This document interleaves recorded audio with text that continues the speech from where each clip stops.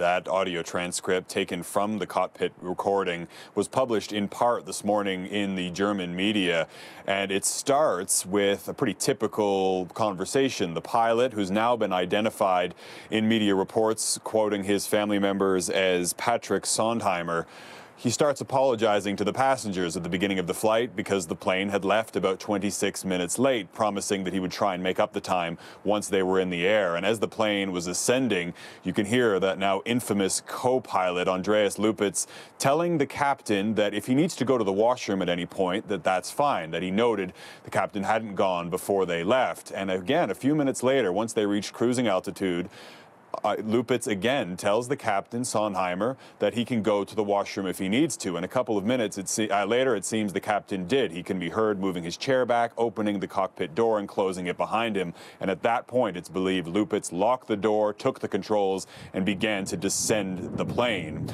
Soon after, you can hear the captain returning, knocking on the door at first, then banging on the door at first with his hand, and then with what sounds like a metallic object, possibly a crowbar or an axe, pleading with his co-pilot, for God's sake, open the damn door. All the while, you can hear passengers screaming in the background. 5 minutes later, that tape finally ends at the moment the plane shattered across the Alpine mountainside.